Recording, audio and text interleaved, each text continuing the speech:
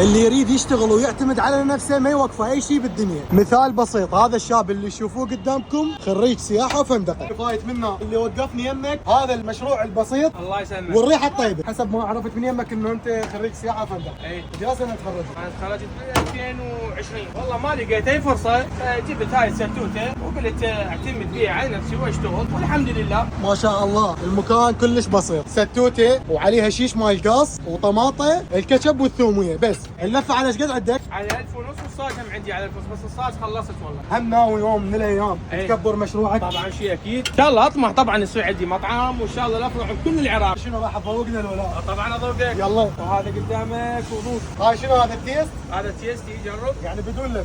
لا بدون لفه، هسه نسوي لك احسن لفه. هاي مالتنا مال بيت، هاي الكميه اللي اخليها اني للعالم، هذا اجيبه اني مو مجمد، هذا عراقي. نخلي عليها قليل من الملح والكاتشب، بعد نخلي عليها الصوص والحركه الشهيره مال العراقيين يخلي القمع هنا، أنا ما اعرف ليش. قول بسم الله. انطيني رايك. الصمون حار، الفرن صفى صاير، يعني بدون مجامله. طيب من ياسر على ياسر تفتح انا من 3 العصر لحد ما يخلص الشيش. أي نعم. باليوم بس شيش واحد تخلص مو؟ إيه بس. عنوان مصطفى اللي يريد يجي اسمه الشيف شاورما، صاير 10 العام مال المشتل مقابل مكوى الحاج.